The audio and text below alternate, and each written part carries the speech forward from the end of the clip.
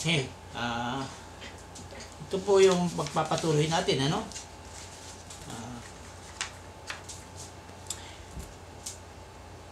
Ito pong nandito na tayo sa sa sino unang pangulo.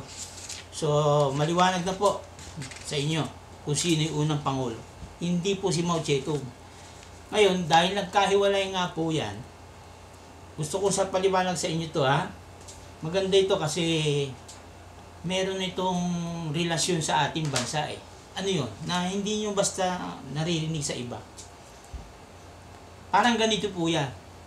Si Emilio Aguinaldo, unang presidente, di ba? Ng unang republika. Okay. Pero binuwag ng Amerikano.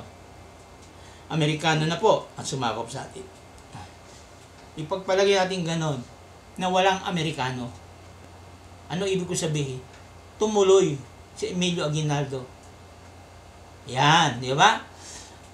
Yan po ang istorya ng China. Si Sun Yat-sen parang si Emilio Aguinaldo. Hindi po siya nabuwag.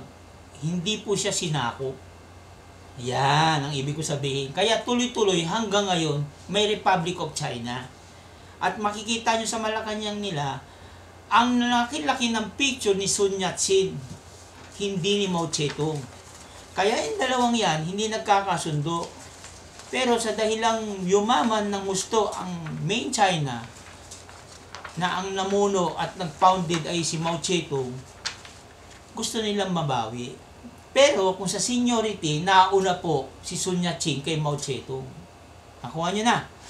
Kaya, sa Taiwan, na dati ang pangalan po Formosa, kasi yan nisakop ng Espanya nung araw.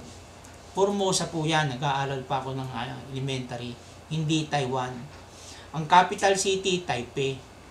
Pero actually po, kung tatanungin kayo, anong pangalan talaga ng bansa ng Taiwan, wag nyo pong anuin. Ito ang pagkakamali kasi ng marami, kasi ginagamit dito, di ba? May mga opisina Taiwan dito, pero walang embassy. Kasi nga po, hindi natin kinikilala ang Taiwan na isang bansa. Oo. Pero para sa akin, i-deliver ko sa inyo yan na dapat kilalanin na natin. Mas masakit na sampal sa China yan pag kinilala ng ating Pangulo ng Pilipinas o ng Pilipinas ng pamahalaan ng China, ang Taiwan na isang bansa. Mas masakit na sampal yan. Hindi naiisip yan ng ating pamahalaan eh. Hindi sa pag-iiganti, sa ginagawa ng kawalang hiyaan ng China sa atin.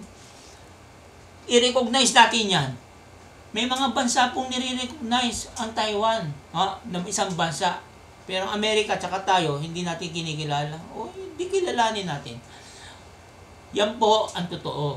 Nauna ang Republic of China. Yan po ang tunay na pangalan na inilalagay po talaga ng mga tao dyan. Ang pangalan ng bansa nila, Republic of China. ROC. Hindi po PRC. People's Republic of China. Ang naglalagay ng pangalan People's Republic of China sa Ingles, pero pag sumulat po kasi sa China, Mandarin ay People's Republic of China. Okay na po yan, ha? Hindi po nabuwag si Sun Yat-sen. Di katulad ni Emilio Aguinaldo nabuwag yung bansa, di ba? Pero sa history, kinilala pa rin siya ang unang pangulo. Ganito nun si Sun Yat-sen. Walang bumuwag sa kanila. Tuloy-tuloy si Sun Yat-sen. Pero humiwalay sila. Yun po. Kaya nakahiwalay sila kasi po hiwalay sa isla. Hindi ho talaga magkasama sa isang isla ang Taiwan at saka ang main Beijing, di ba? Malayo. Kaya nagsarili sila. Ayaw ngayon ng Taiwan na maging komunista. Gusto nila yung original Republic of China na hindi komunista. Okay? Maliwanag po yan, ha? Kaya yan po ngayon, hindi mabitawan ng Amerika. Talagang maubos ang lahi, talagang ipagtatanggol ng Amerika. Kasi hindi naman ako komunista Amerika. Talagang alam din ng Amerika na ang Taiwan ay hindi para sa komunista at sila naman talagang nauna. Nakuha niyo na? Okay. Okay. Tingnan nyo, ha? Sino ba ang sumakop sa atin? Mula sa Espanya po, naging ano na tayo, Amerika, then Japan, then naging Pilipinas. Di ba? Okay. In short, bago maging republika tayo noong 1899, tayo po ay nagpalit mula sa Espanya. Sa China naman, ang pinalitan nila hindi Espanya, dynasty. Yun. Tinalo nila sa labanan ni Sun Yat-sen.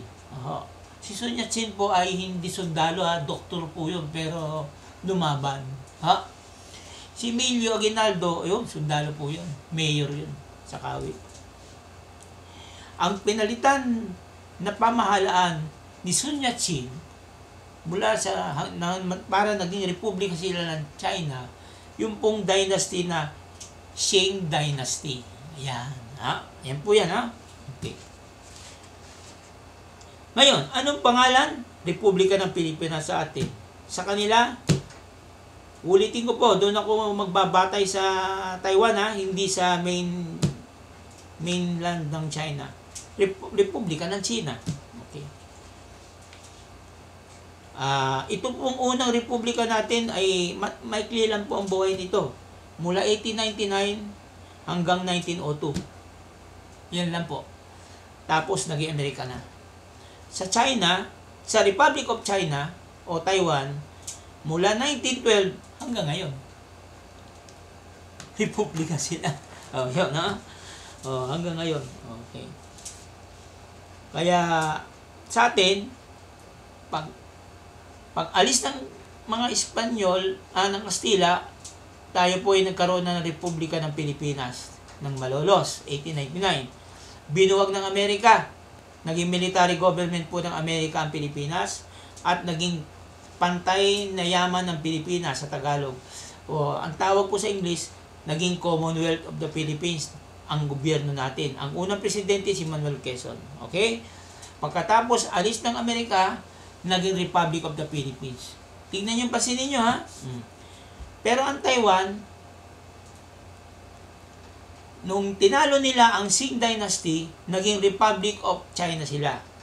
Tapos, umiwalay ang main China, naging People's Republic of China, nanatili na Republic of China ang Taiwan. Hanggang ngayon, ang tawag sa kanila, Republic of China. Okay. Saan tayo? So, alam nyo na.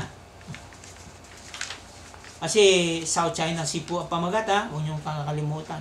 At saka West Philippine Sea. Sino ang sumakop? Nasabi ko na po sa inyo, ang sumakop sa atin, Amerika, nung umalis ang mga Kastila. Sa anong paraan? Sa pamamagitan po ng Treaty of Paris, dito sa atin, sa Pilipinas. Punta tayo sa Taiwan. Sino sumakop sa Taiwan?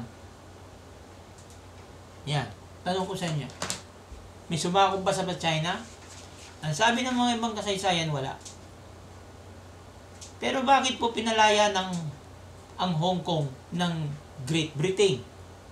Ulitin ko na naman. Ano ba talagang buo at kumpletong pangalan ng Britanya? Great Britain? United Kingdom? Hindi po. Nakalagay po sa passport nila, United Kingdom of Great Britain and Northern Ireland. Yan po ang kumpletong pangalan ng UK. Okay? UK po ang nagpalaya sa Hong Kong. Ayan. So, ibig salita, inaalis sila sa kasaysayan, pero actually, mga British ang sumakop sa kanila. Okay? Pero hindi lahat. Hindi naman lahat.